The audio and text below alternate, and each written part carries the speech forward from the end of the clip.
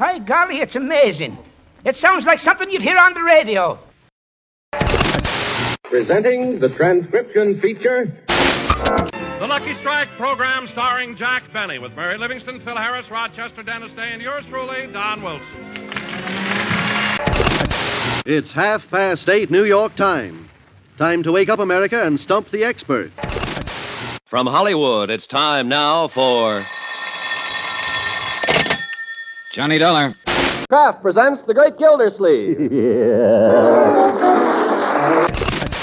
And now meet Dick Calmer as Boston Blackie.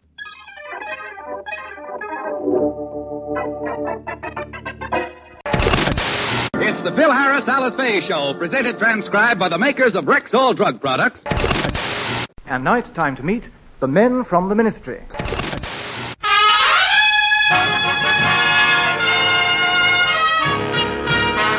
The Armed Forces Radio and Television Service presents the Bob Hope Show with Les Brown and his band of renown. And yours truly, Bill Goodwin. And now here he is, Bob Hope.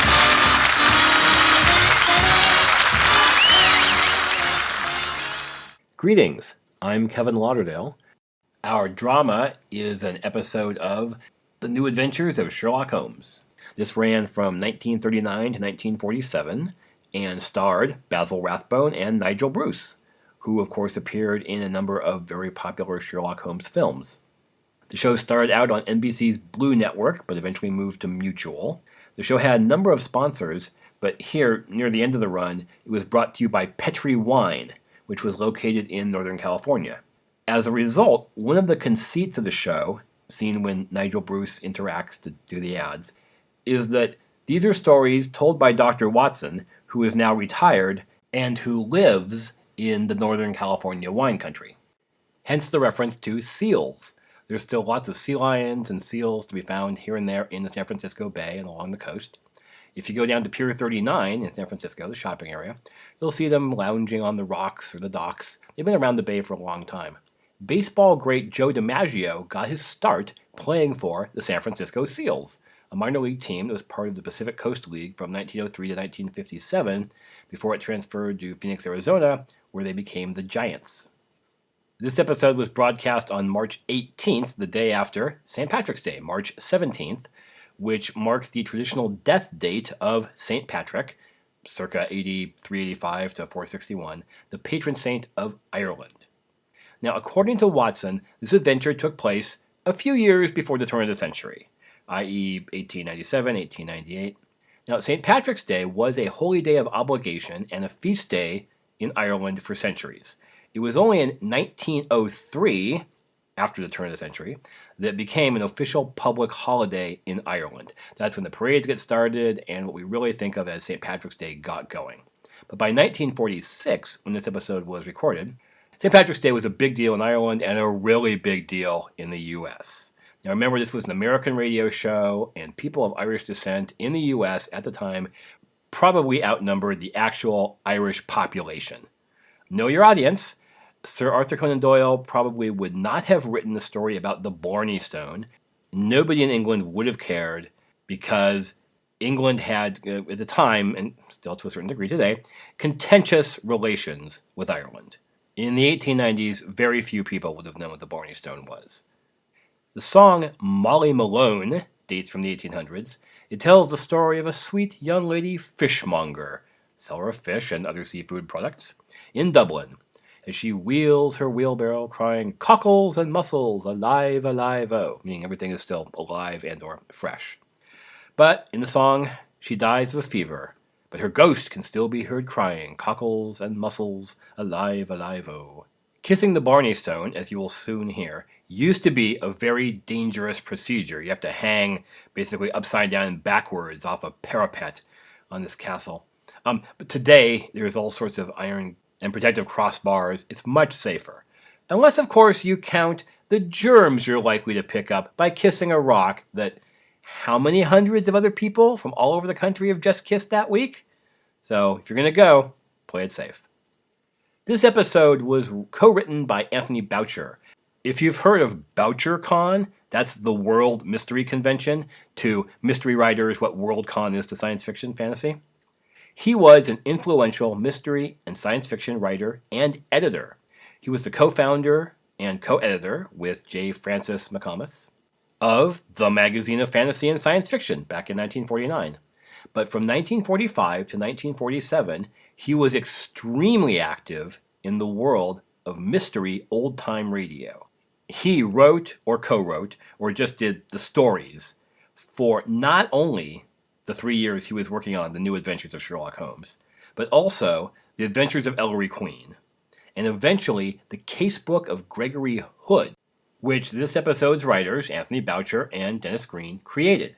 That program was also sponsored by Petri Wine. It ran on and off from 1946 to 1950. I think I'll give you an episode of that next time. But here's Nigel Bruce as Dr. Watson, and Basil Rathbone as Sherlock Holmes. If you loved him in the movies, you'll love him on radio.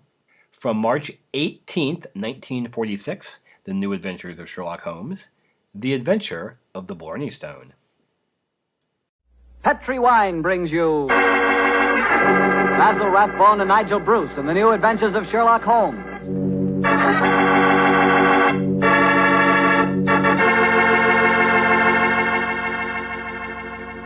The Petri family, the family that took time to bring you good wine, invite you to listen to Dr. Watson tell us another story about his old friend, that master detective, Sherlock Holmes.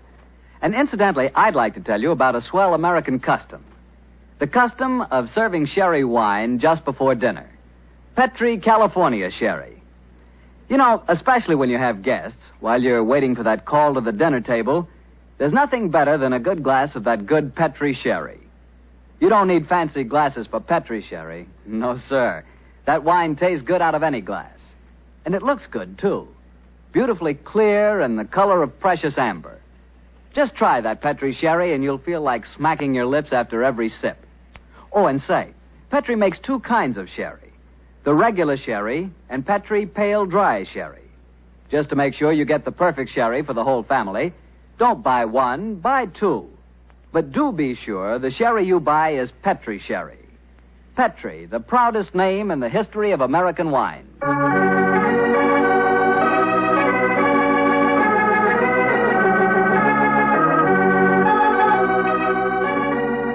And now I'm sure our good friend Dr. Watson's ready for us. Let's go in and join him.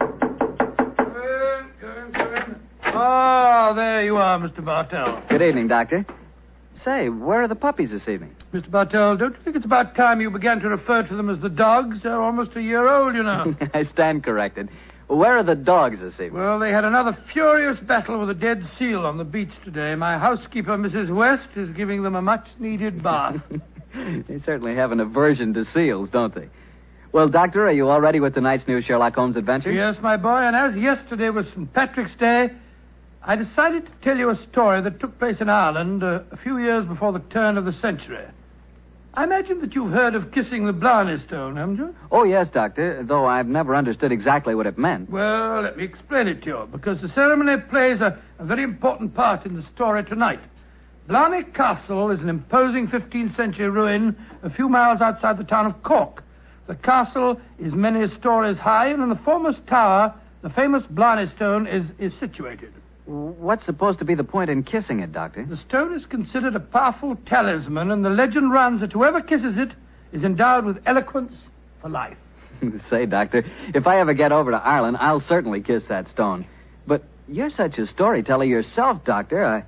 I bet you've kissed it, huh? No, Mr. Bartell. I'm afraid I never had quite enough courage. Courage? Why does it need courage, Doctor? Well, because the Blarney Stone is set in a most inaccessible position on the outside wall. To kiss it, it is customary to lower the candidate for eloquence over the rampart, head foremost, with a friend hanging on to his heels. From the top of a castle? It does sound dangerous, Doctor. Oh, it was, my boy, so much so that in recent years a great row of iron spikes was put round the parapet to prevent an accident. Though, of course, at the time tonight's story took place, there was no such guard. And I have a feeling that an accident did take place, Doctor? No, Mr. Bartell, let me tell you the story from the beginning. Sherlock Holmes and I were staying in the city of Cork, where the great man had just solved the singular affair which the local press had referred to as the Leprechaun Murders. A few days before our departure for England, we paid a visit to Blarney Castle. I must confess that I had a certain desire to test the miraculous powers attributed to the Blarney Stone. I very soon changed my mind, however, as Holmes and I stood there, high on the turrets of Blarney Castle, and watched a terrified initiate being hauled up by his ankles and yelling at the top of his voice. Pull me up! Pull me up quickly! I think I'm going to faint! Great Scott, I had no idea that kissing the Blarney Stone was such a hazardous proceeding, huh? Yes. It would seem that eloquence could be more easily obtained than by hanging suspended by one's ankles from a battlement with 100-foot drop below and kissing a piece of stone. Oh, I'll never do that again. Oh, I'll never. I must say, I don't blame the fellow. And yet, my dear chap, on our way over here, you expressed a sneaking desire to kiss the stone yourself. I'll be very happy to hold your ankles if you want to try the experiment. No, thank you. After witnessing the ceremony, I've changed my mind. Then I suggest we make our way back downstairs. I don't think there's much more to be seen up here. Very well. By the way, Holmes, do you know the origin of the superstition regarding the Blarney Stone? Yes, I do, old chap. The stone was, the story of the stone dates back to the middle of the 15th century. A certain Cormac McCarthy, called the Strong, a descendant of the ancient kings of Munster and builder of this castle, chanced one day to save an old woman from drowning. In her gratitude, she offered Cormac a golden tongue, which would have the power to influence men and women, friends and foes, as he willed. She told him to mount the battlement, kiss a certain stone in the wall 5 feet below the gallery running round the top. He followed her directions and obtained all the fluent persuasiveness she had promised. And I suppose the story spread in the Blarney Stone has been a magnet to pilgrims ever since. Yeah, a pleasant legend. Holmes. Yes, old chap? Tomorrow's St. Patrick's Day. I bet there'll be quite a bit of excitement in the village tonight. Don't you think it'd be rather fun to pay a visit to one of the local inns? Splendid idea, old chap. Our rather arduous work here in Ireland is concluded, and I think we're more than entitled to a little gaiety.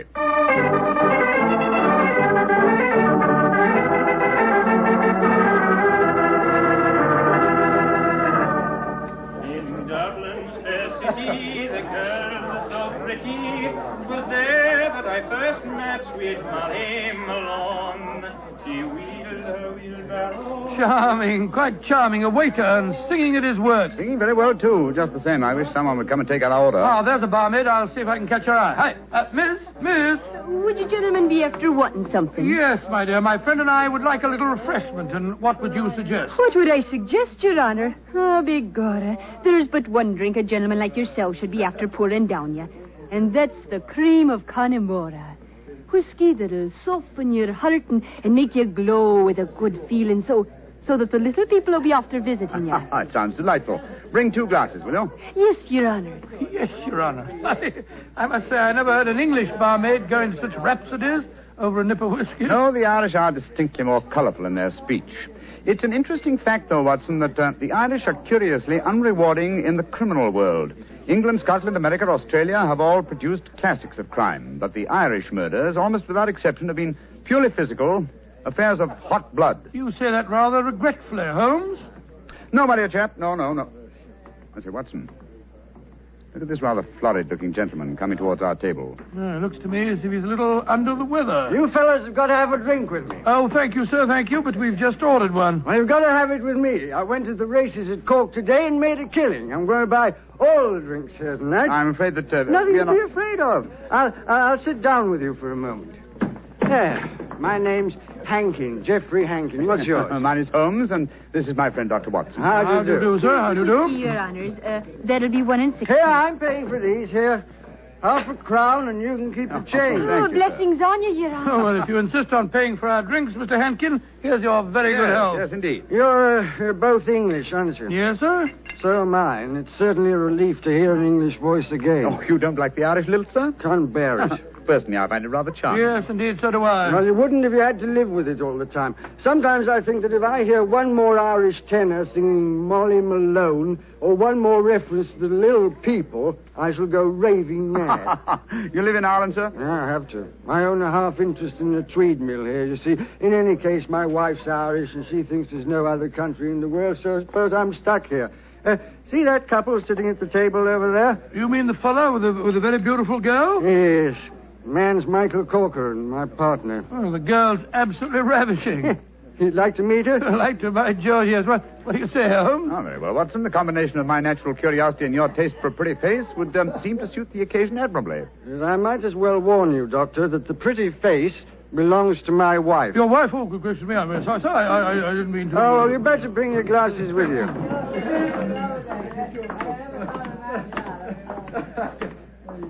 Molly, my dear, I want you to meet two English friends of mine, Mr. Holmes and Dr. Watson. How do you do? How do you do, Mr. Holmes, Dr. Watson? Won't you sit down and join us? And this is my partner, Michael Corcoran. How do you do, Mr. Corcoran? How do you do, sir? I'm glad to meet you. Please be seated, gentlemen. Are you visiting here in Cork, Mr. Yes, Holmes? Mrs. Hankin, but we're returning to England in a few days. You've been to Blarney Castle, I hope. Oh, yes, we were there this afternoon. And did either of you have the courage to kiss the Blarney Stone? No, we didn't. I'm afraid it's an athletic feat that's beyond me. It's a lot of rubbish, that's what it is. Kissing a slab of stone. Have you the courage to do it, Geoffrey? Well, of course I have, but I don't want to make a fool of myself. Where's the barmaid? Kathleen. I'll make a wager, Geoffrey, that you haven't the courage to kiss the stone. How much will you bet, Michael? I'll wager a £10 note on it. It's a bet, and you fellas witnessed it. I'll kiss the Blarney Stone at noon tomorrow, and you'll be £10 the poorer, Michael. And I suggest that Mr. Holmes and Dr. Watson be present as well. They can act as referees. Geoffrey, dear, don't get so excited. Well, I don't like it when Michael suggests I don't have courage. You want some more drink, Mr. Henkin? Yes, all of us want some. No more for me, thank you, Mr. No more for and me, I thank think you. you've had enough, Geoffrey. Don't tell me when I've had enough, Molly. In Dublin's fair city, the Oh, girls no, are so not that pretty, filthy with song. their Yes. Firstly, Mr. Hankin, I find the traditional Irish melodies quite beautiful. And I find them revolting. Stop! Geoffrey, quiet. Would Your Honor be wanting me to sing another song? My honor would like you to shut up that filthy caterwaul. Really, sir, really, I call Geoffrey. that... Sean, please go on with your singing. In Dublin's fair city... You heard me, you great bog-trotting gaffoon. I said shut up, and I meant shut up! Geoffrey, I'm leaving here at once. Michael, please to take me home. It'll be my pleasure, Molly. You're an ugly man, Mr. Henkin. Knocking down poor Sean when he was singing just like a bird. Oh, the devil with him, and all of you. No Irishman will be after forgiving you for this night's work. No, not the little people of old Ireland either. You've made more enemies, Mr. Henkin, than you'll ever see. But you'll be knowing they're there. Fiddlesticks, you can't frighten me with your stupid Irish superstition. Well, bless my soul, that was a charming little party, I must say. Englishmen like Hankin are a disgrace to their country. Fortunately, they're not representative, though. Yes, I must say I'd hate to have a curse put on me like that barmaid laid on him. Watson. Yes? Did you see the glances which Mr. Hankin's partner and his wife exchanged as the brawl started? There was more menace to him in those glances than in all the threats of all the little people in Ireland. Yes. I thought that there was something between them. I say, Holmes, that bet about Hankin kissing the Blarney Stone at noon tomorrow, do you suppose... I suppose nothing, old fellow. But there are forces at work here that I don't like. I think, Watson, that you and I will be at the Blarney Stone at noon tomorrow. It's possible that the bet made tonight is all part of a definite plan, and I have a feeling that the bet is still on.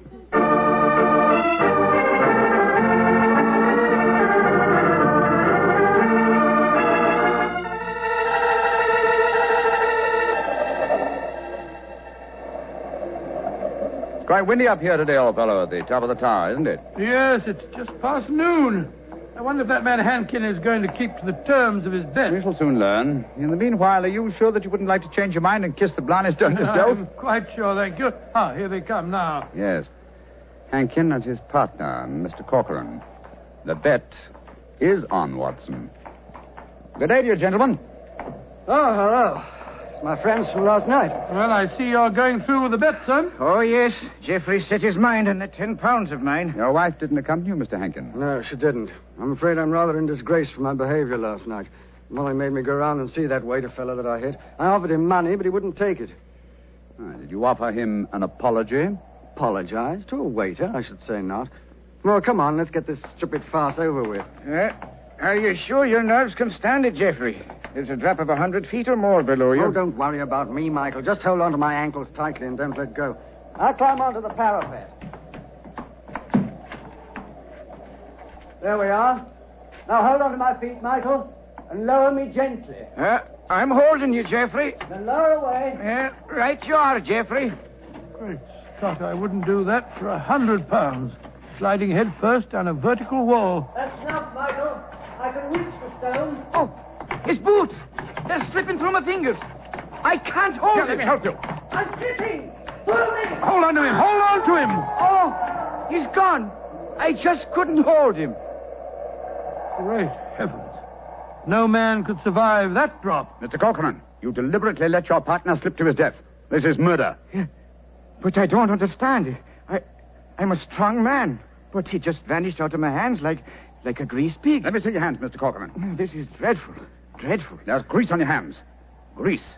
And with a faint trace of boot blacking. Good Lord, Holmes, It means, Watson, that someone, knowing that Hankin was going to kiss the Blarney Stone, smeared his boots with grease so that he would slip out of the grasp of whoever was holding him. As clever a method of indirect long-distance murder as ever I've encountered.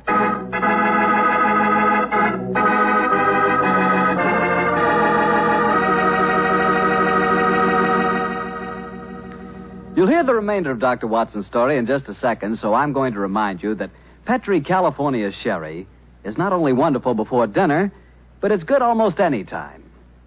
If you had to choose just one wine for almost any occasion, that wine would be Petri Sherry.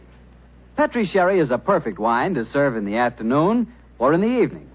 It's good before dinner, yes, but it's swell after dinner, too. In fact, with a bottle of Petri Sherry on your shelf, you've got practically a small-sized wine cellar. So get a bottle of Petri Sherry soon. And remember, you can't miss with any wine that has the letters Petri on the label, because all Petri wine is good wine. Well, Dr. Watson, this is quite a story you're telling us tonight. What happened next? I suppose you went down into the castle grounds and looked for the dead man's body? Well, we tried to, Mr. Bartell, but the authorities were curiously uncooperative. They refused to let us search, insisting that the police be called first. And so, Mr. Bartell, half an hour after the tragedy, Holmes and I found ourselves standing in a tiny police station as we told the story to the local sergeant. Sure the saints be praised, Mr. Holmes. 'Tis a terrible story you've told me. Tomorrow I'll be after arresting Sean O'Flaherty. Sean O'Flaherty? He's the waiter at the inn, the one who sings. That he is, and he sings like a breath of spring. I'll be sorry to see him hang. But you've got no proof that he was responsible for the murder? Proof, you say, sir? Well, I can't arrest a big manufacturing man like Mr. Corcoran, can I? Or a fine lady like Mrs. Hankin. But you can't arrest a man without any evidence of guilt. Oh, I can't I? Then supposing I tell you that Sean O'Flaherty cleans the boots at the hotel where Mr. Hankin was staying. He does, eh? Then he had the perfect opportunity for the greasing of Hankin's boots this morning. And we know he had a motive for harming him. You're right, sir. And from what I have heard of the dead man's behavior last night, half a dozen people could have heard him make the bet that he'd kiss the Blarney Stone today. Sean O'Flaherty's our man. I'll have to arrest him tomorrow. Tomorrow? But good heavens, man, aren't you going to do something today? A murderer's at large. Today is blessed St. Patrick's Day. Oh, sure, let the poor fellow have the day in peace. Oh, he won't run away. But my dear son... will you come back with me to the castle and search for the body? They refuse to let me do it alone. On St. Patrick's Day? That I will not. We would need a crew of helpers, and where will I be after getting them on blessed St. Patrick's Day? No, we'll do that tomorrow, too. No, today's a day for celebrating. Oh, your methods astound me, Sergeant. Do they now, sir? Don't be after fretting about me. Just enjoy yourself today. Tomorrow we'll see what can be done about it. Well, good day to you, gentlemen. Oh, bless my soul. I've never seen such a happy-go-lucky policeman in my life. It's infuriating. If only I were allowed to examine Hankin's body, I could get to the bottom of this. Well, what are you going to do now, Holmes? The police won't help us. Then we must take the law into our own hands. I think we'll start off by going to the hotel and seeing what we can find out from Sean O'Flaherty.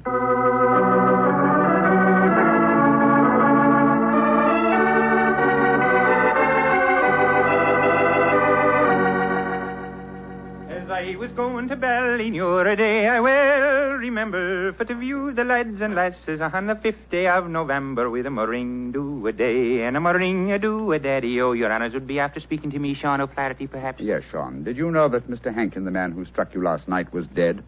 Dead? Well, if ever a man deserved to be beneath the sod, 'twas Geoffrey Hankin himself. A mean, ugly man. The saints be praised that he's gone. How did he die, sir? He was murdered. Murdered? Well, bedad, I'm not surprised to hear it. Who murdered him, sir? At the moment, the police seem to think that you are the culprit. Myself? Well, how would I be after murdering the man, sir, when I don't even know how he died? He died when he fell from the top of Blarney Castle as he was trying to kiss the stone. He fell because Mr. Corcoran, his partner, couldn't hold on to his feet. His boots had been greased. And we know that you have been cleaning his boots, Sean. That I have, sir. I cleaned them this very morning. But I put no grease on them, if that's what you'd be after suggesting. I'm suggesting nothing. I'm trying to establish a few facts. Do you know Kathleen, the barmaid? Oh, and why shouldn't I know her, sir? She's to be me wife before the winter sets in. She pronounced a curse on the dead man last night, just after he had knocked you down. It's possible that she met... Here she comes, huh? Sean, my darling, what are the fine gentlemen doing here? Oh, Kathleen. They've come to ask me questions about the death of Mr. Hankin. He fell off Blarney Castle today and got himself murdered, they say. The saints be praised. But what has that to do with you, my darling? Well, the gentlemen tell me that the village police think that I might have greased his boots so that he slipped to his death. The village police is as stupid as my father's big sow. If Mr. Henkin fell to his death today because his boots were greased, I can tell you who did it. Indeed, who? The little people. I warned Mr. Henkin last night that the little people would be after him. He insulted the Irish. Oh, come, my dear. You don't seriously expect us to believe in the little people? And why not, Your Honor? We have them here. Oh, there be those that say the fairies all be dead, but I know different. I've seen them. When I was a slip of a girl, close to where I lived, there was a rath. That's a fort, you know. And the rath was a fairy's fort. We never dared touch it with a spade or cut down a tree growing on it or carry away a stone. We'd put our ear to the ground at night and we could hear the fairy music rising up from under the ground. Ah, they're gentle people. Most of the time. But they'd grease the boots of a man like Mr. Henkin if they didn't like them. That they would, Your Honor. Holmes, I'm certain that we're wasting our time here. I feel so, Watson. You get the whole thing turned on the greasing of those boots. If only I could have the boots in my hands. If only I could make laboratory tests. But until that dolt of a police... But of course! I have it, Watson. You have what, Holmes? The answer, I hope. Get hold of Mrs. Hankin and Mr. Corcoran. Have them meet me in the Blarney Stone Tower in half an hour. And you, where are you going? To the police station to try and convince the sergeant that even though it's St. Patrick's Day, it's his duty to help me trap a murderer.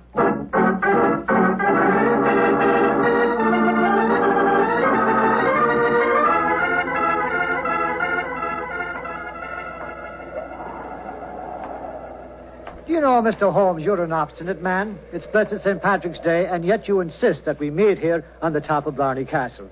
What do you think you can prove? Who murdered Geoffrey Hankin? Yes, but why do Molly and I have to be here? Yes, Mr. Holmes.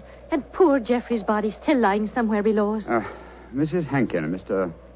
Corcoran, I asked Dr. Watson to bring you here for a good reason, I assure you. You ready, Watson? Quite ready, Holmes. Good. Sergeant. Yes, sir. You asked me why I've assembled the three of you here. I'm going to reconstruct the crime. I shall play the part of the victim. My friend Dr. Watson will represent you, Mr. Corcoran. Now, I straddle the parapet. So. Watson, hold on to my feet, will you? I've got him, Holmes. And lower me down the face of the wall. Right, sure. Holmes, hold tight to the wall. Try and push yourself back. The murderer's tried to get you. Your boots are covered in grease. Stand back. Come away. Grab my trouser legs, Watson. I've got him, Holmes. Come, up you come. There we go. Oh, thank you. That was a near thing. Devilish plot, Sergeant, and very cleverly carried out. My boots were ungreased when I entered the castle, and yet someone has been able to apply grease to them without my knowledge within the last few minutes. Sure, and how is that possible, sir? I don't know, Sergeant, I must confess. Holmes, you stumbled as you came up the darkened staircase. Do you remember that? That's true, old chap, I'd forgotten. And you, Mrs. Hankin, and you, Mr. Corcoran, were kind enough to assist me to my feet. An excellent opportunity to apply the grease. Now we know that one of you two is the murderer. I must have a jar of grease somewhere. Sergeant, will you search the lady while I search Mr. Corcoran? But this is ridiculous. Of course it is. How could we be guilty? Well, if you're not guilty, you've got no objection to being searched, ma'am. Well, upon my word, here in your purse, Mrs. Hankin, is a jar of grease. What? Now, what have you to say of yourself? What can't you say, Sergeant? Except that she engineered her husband's murder and tried to engineer mine. Oh, no, I knew nothing about Geoffrey's murder. Oh, Michael, darling, I swear to you. Don't worry, my darling. I'll not let them hurt you. I'm telling you, you're wrong, Mr. Holmes. I was the murderer. Oh, no, Michael. You mustn't sacrifice yourself for me. I think this little play acting has gone far enough. Mr. Corcoran, you have just offered us what you think we will accept as a false confession. But I've established the one thing I wish to know, that you love your late partner's wife and she you. I'm proud to admit that, Mr. Holmes. And now that she's a widow, I can say it in the open. But what are you implying? That you murdered your partner. But the grease on your own boots, sir. I just found a jar of it in Mrs. Hankin's handbag. Oh, that, my dear Sergeant, was all part of my little plan. As to the grease on my boots, I confess I placed it there myself. just as I planted the jar of grease in your bag, Mrs. But why, Hankin. Holmes? A fraud accomplished two ends. It forced you, Mr. Corcoran, into a betrayal of your love. But what was more important, it proved from what Dr. Watson's natural reactions were that a man holding the greased boots could not fail to realize that fact at once. You brazenly committed murder before our very eyes, Mr. Corcoran, hoping to appear as an innocent victim of another's plot. Your theory is an ingenious one, Mr. Holmes, but how can you prove it? I can claim that my hands are unusually insensitive, not the delicate fingers of a doctor like your friend. Yes, he's right, sir. How can you prove it? When, with your kind cooperation, Sergeant, we find the body of Mr. Hankin and examine it, I shall study his boots. If the grease was applied at the hotel, as it would have been if Sean O'Flaherty had done it, the boots will reveal dust from the walk here. If there is no dust, the grease must have been applied as you grasped your partner's boots with grease-smeared hands, Mr. Corcoran. You should know best what my tests will Grab reveal. him, Sergeant. Grab him. He's Come back heading here. for that Come back parapet. here. Oh, Michael, don't. Please don't. Goodbye, Molly, me darling. No! Great Scotty. He jumped off the parapet. Now, Mr. Holmes, you can see that I was right, sir. Wasn't I? What do you mean, Sergeant? In waiting until tomorrow to get the search party. Now we can be after finding both bodies at the one time.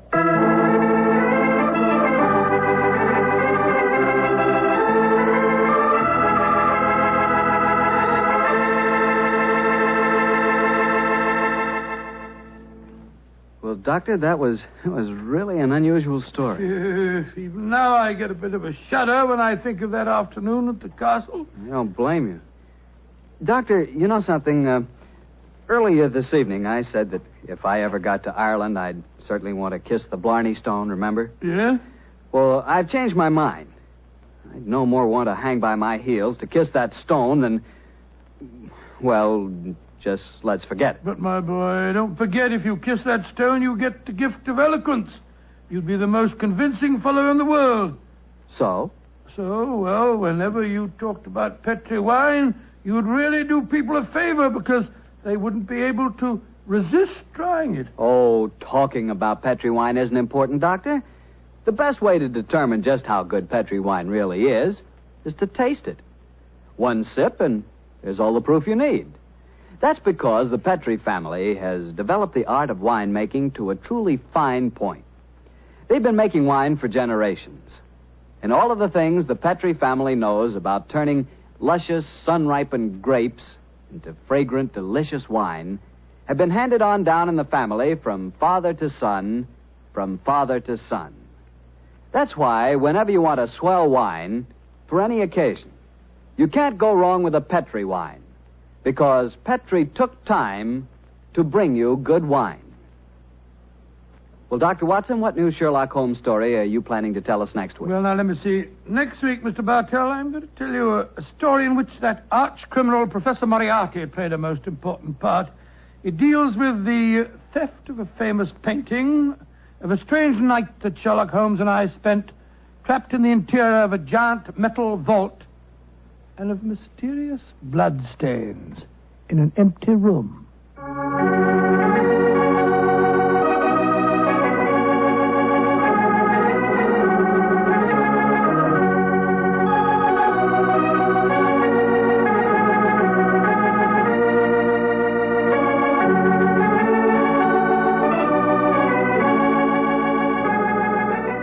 Tonight's Sherlock Holmes adventure was written by Dennis Green and Anthony Boucher and was suggested by an incident in the Sir Arthur Conan Doyle story, A Case of Identity. Music is by Dean Fossler. Mr. Rathbone appears through the courtesy of Metro-Goldwyn-Mayer, and Mr. Bruce through the courtesy of Universal Pictures, where they are now starring in the Sherlock Holmes series.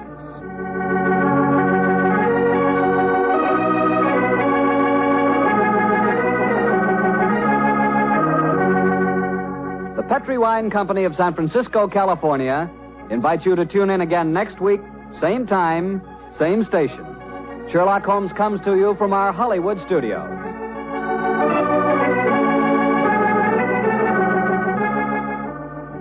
This is Harry Bartell saying goodnight for the Petri family. For a solid hour of exciting mystery dramas, Listen every Monday on most of these same stations at 8 o'clock to Bulldog Drummond, followed immediately by Sherlock Holmes. This is the Mutual Broadcasting System. For our comedy, I'm going to give you 2 15-minute episodes of the ultimate domestic comedy, Vic and Sade. Vic and Sade ran most of its life as a 15-minute daily show from 1932 to 1944. It came and went after that, and there was even a TV adaptation. Its comedy is very dry. It centers on the minutiae of everyday life, like how to put up your front porch swing, or how to solve a particular algebra problem.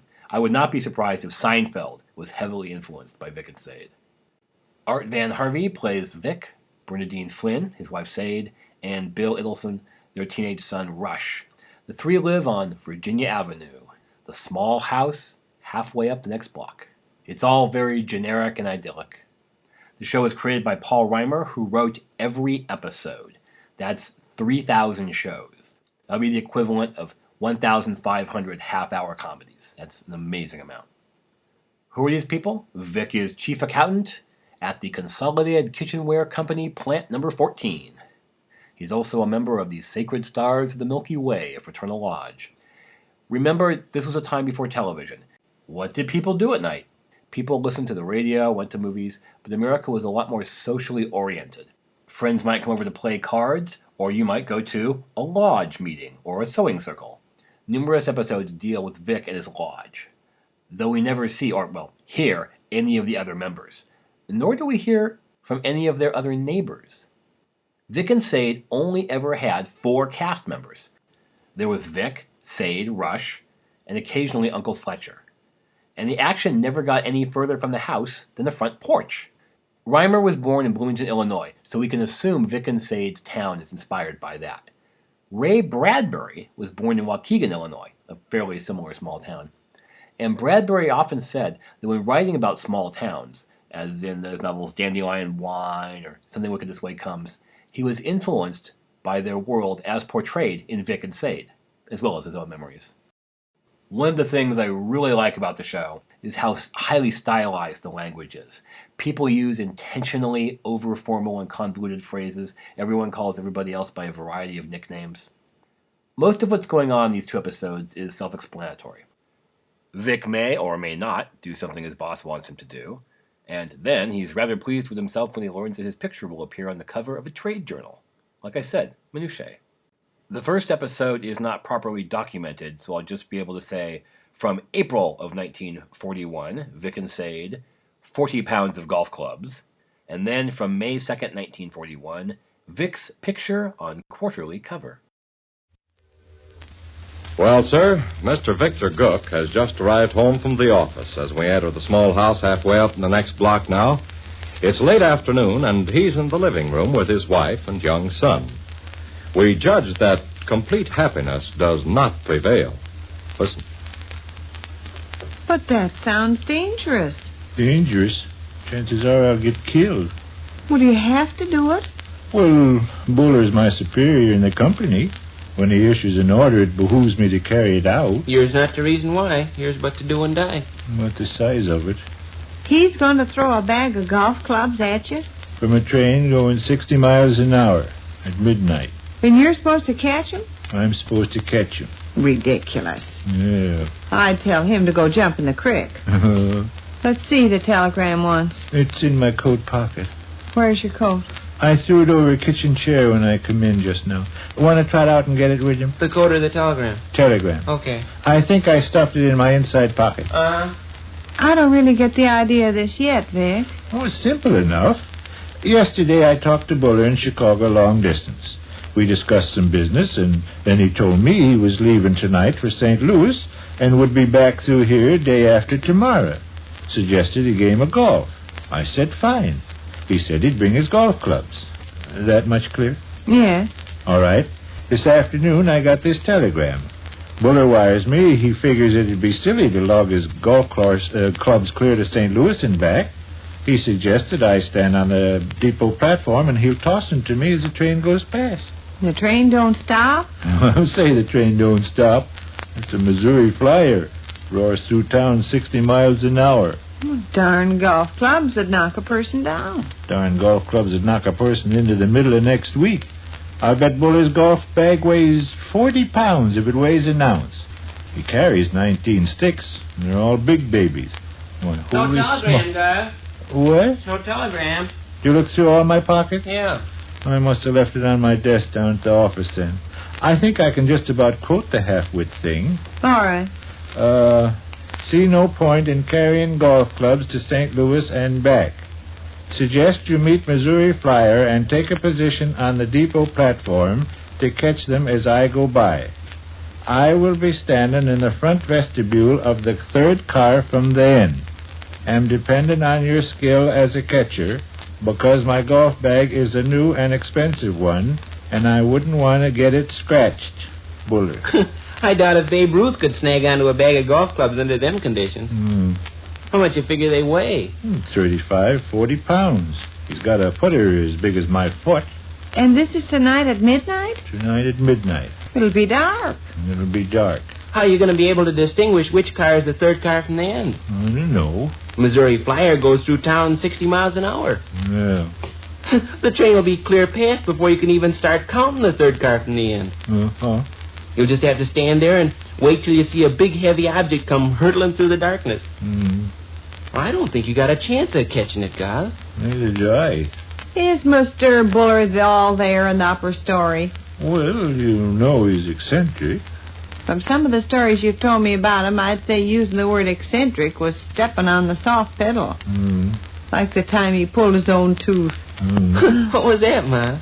Oh, he was on the train going someplace and got a toothache and borrowed the conductor's ticket puncher and yanked out his sore tooth without turning a hair. That is generally considered an example of courage and manly resourcefulness. Maybe so, but it sounds crazy. And like the time he insisted on paying a quarter to ride on the merry-go-round when the admission was only a nickel. No, I call using the word eccentric stepping on the soft pedal. Buller is a man of quick and decisive action. He don't fool. That's why he holds the responsible position he's got. Are you going down to the depot tonight at midnight and let him throw 40 pounds of golf clubs at you?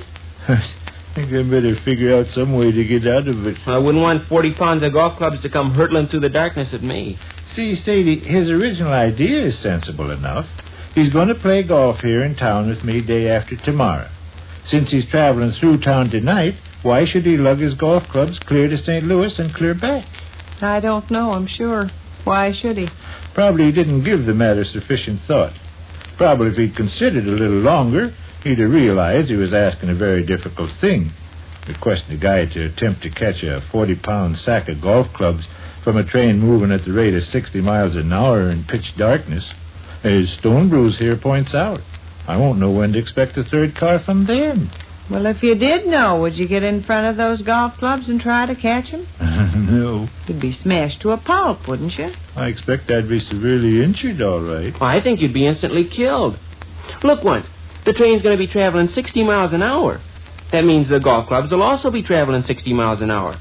Probably they'll be going faster than that when they leave the train because Mr. Buller's going to throw them. Well, let's say 70 miles an hour. I challenge any human being to catch an object weighing 40 pounds moving at the rate of 70 miles per hour.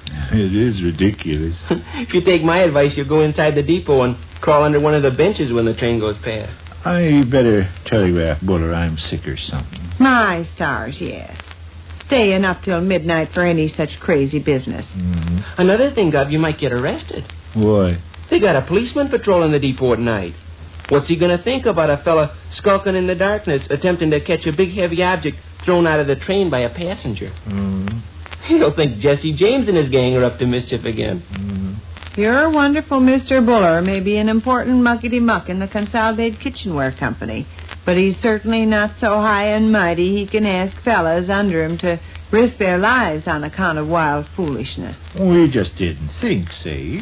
Well, then it makes me wonder how he ever got such an elegant position. He's considered a very capable executive. Well, I just thought of another way this could be handled.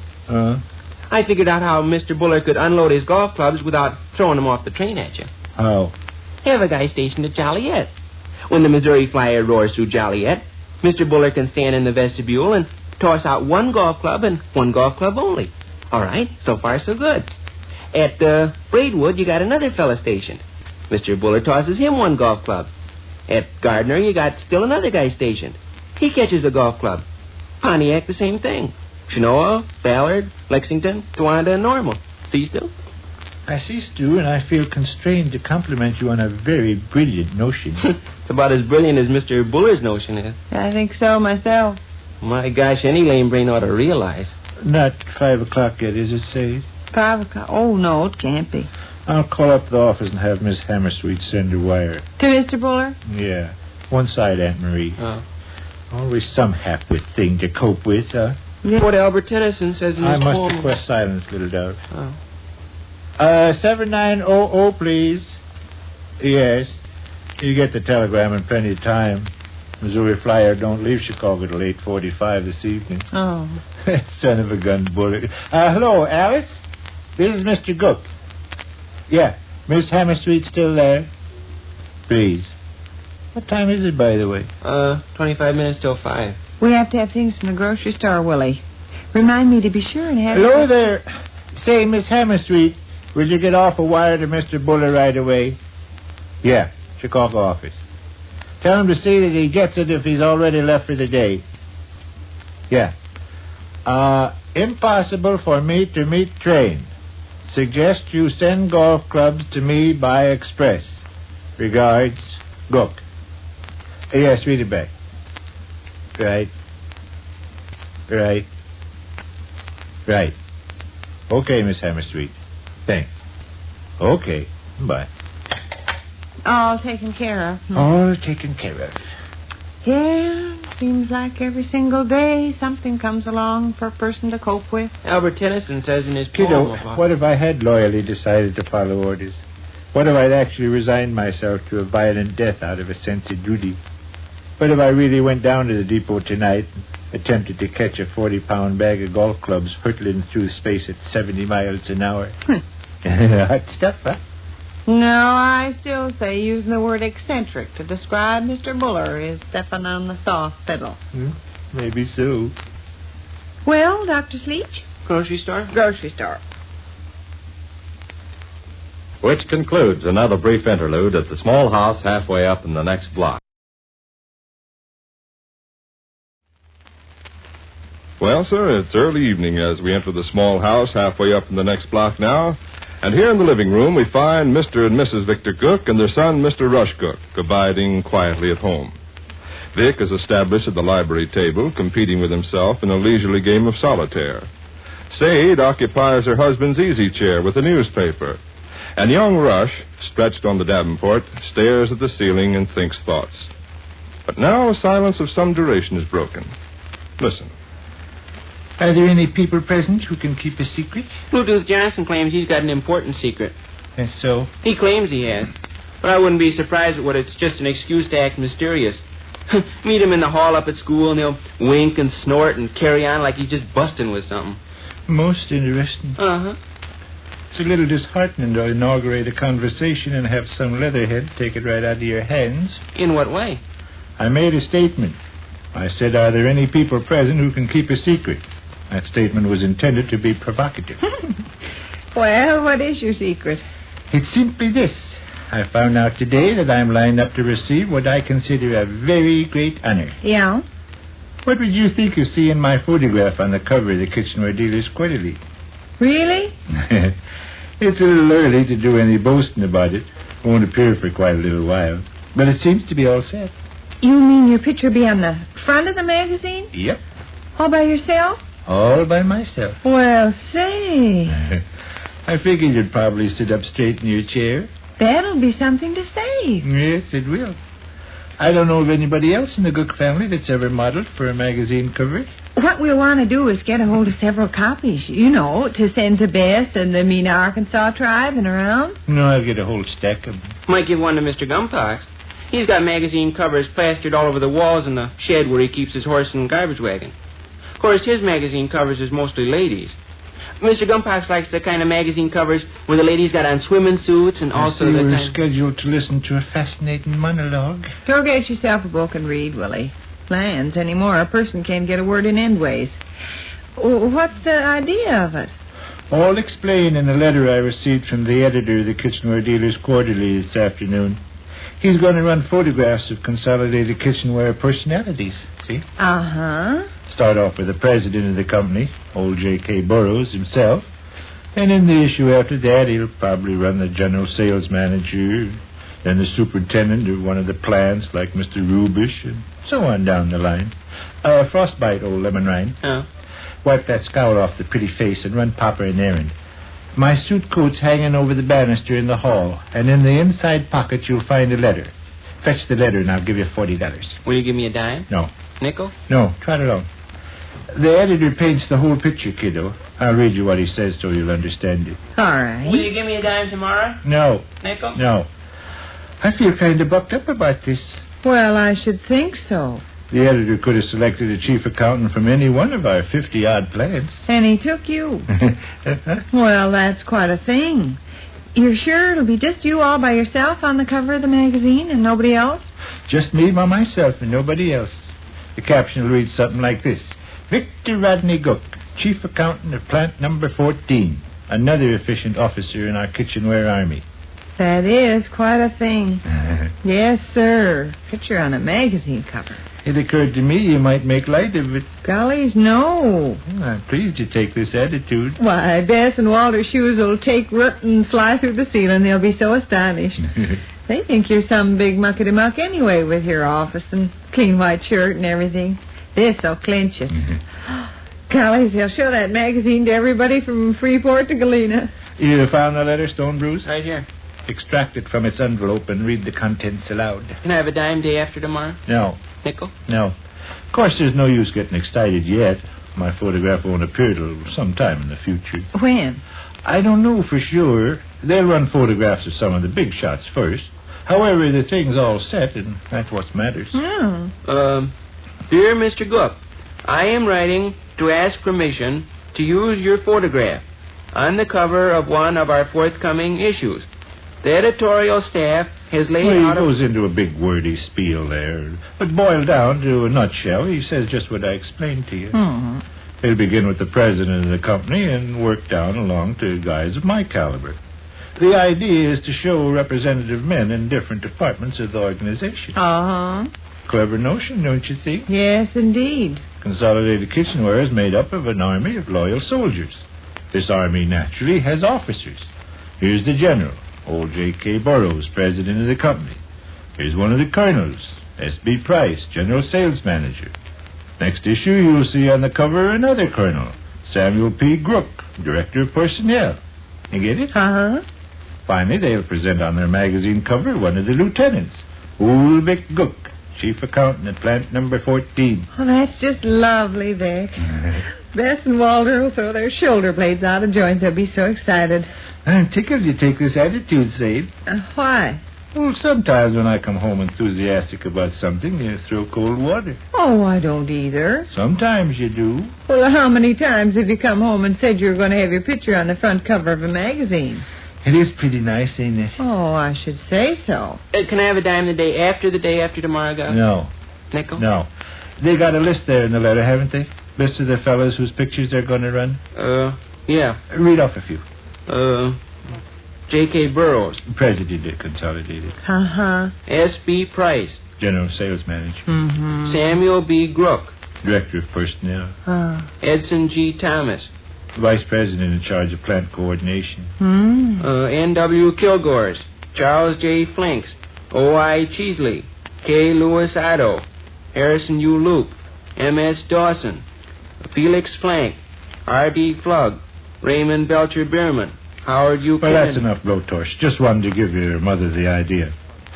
I better buy a new suit for this, hadn't I? You mean to have your picture taken in? Yeah. You're brown and still looks nice. Oh, yeah, but don't you think an event like this calls for a little extra trimmings? Yeah, maybe so. I think it does. And that brings up another thing I was thinking about this afternoon. Shall I send in a picture where I'm all dressed up and dignified? Or would it be better to use one where I'm at my desk working? I don't know. I don't know either. It'll take some thought. These pictures of guys are scheduled to be printed in alternate issues. That's so? I was so excited over the first part of the letter, I skipped over most of the rest. They're going to run J.K. Burroughs' picture one issue. Next issue will be summer scene. Next issue, S.B. Price's picture. Next issue, winter scene. Next issue, Samuel B. Grook. Next issue, child with Newfoundland dog, and so on. Huh? They got 2 columns. One's a list of the fellas that's going to have their photographs on the magazine cover, and another column's a list of the alternate magazine cover pictures. Huh? Like child with Newfoundland dog, scene in central Illinois, Niagara Falls by moonlight, dairy farm near Madison, Wisconsin, so on and so forth. Huh? Well, maybe that's a good idea, too. Stagger the magazine covers. Photograph of a different guy on the cover every issue might get stale. Can I have a dime the day after, the day after, the day after tomorrow? No. Nickel? Yeah, I'll order a whole stack of kitchenware dealers' quarterlies when the issue comes along with me on the front. We can send one to all the relations. Oh, Bess and Walter scream so loud they'll fall off the chimney. Oh, they will, I know it. See, they think you're pretty heavy potatoes anyhow. Got your own office and telephone and wear a clean white shirt to work every day. Oh, yes, sir, they'll walk the tightrope till who choked Billy Patterson. I guess it would be better if I dressed up and looked dignified. Be a lot more impressive. Wear a dark, rich-looking suit, don't you know? Uh-huh. White collar, shirt, sober necktie. Mm-hmm. I think I'll practice facial expressions before a looking glass. Makes all the difference in the world when you have your picture taken. How These photographs are going to be used in order. Beg pardon? These photographs are going to be used in order. Naturally. They wouldn't print my picture ahead of the president's or the general sales managers. You're 30th on the list, though. Am I? Yeah, 30th. So what? Makes you really 60th on the list. How you figure? Do you and the president and the sales manager and so on alternate with these other cover pictures? Niagara Falls by moonlight and child with Newfoundland dog. Well, makes you 60th. What you talking about? The Kitchenware Dealers Quarterly only comes out 4 times a year, don't it? Well... How many times does 4 go into 60? Oh, it goes... 15 times. What you talking about? 15 times. What is this? Mom, do you know when Gov's picture appears on the cover of the Kitchenware Dealers Quarterly? When? 15 years from now. Oh. 15 years from now. Ain't that right, Gov? Is that so? Well... Well, for mercy's sakes. Gov. Can I have a nickel the day after, the day after, the day after, the day after tomorrow? Gov. No. Which concludes another brief interlude at the small house halfway up in the next block. That's your old-time radio fix for this week. I hope you enjoyed yourselves. Be sure to subscribe to The Chronic Rift on iTunes or visit us frequently at chronicrift.com.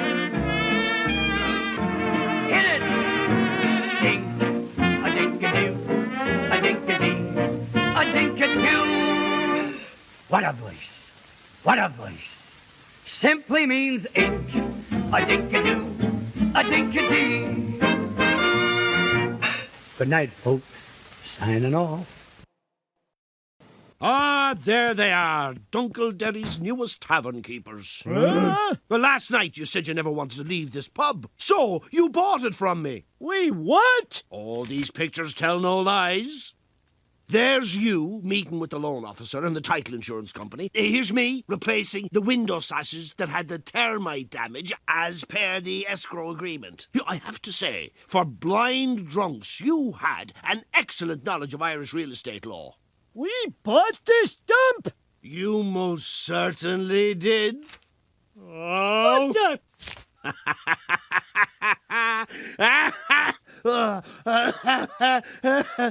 So long, suckers. Well, Dad, was there anything on your list about being cheated by an Irishman? Fourth one from the bottom.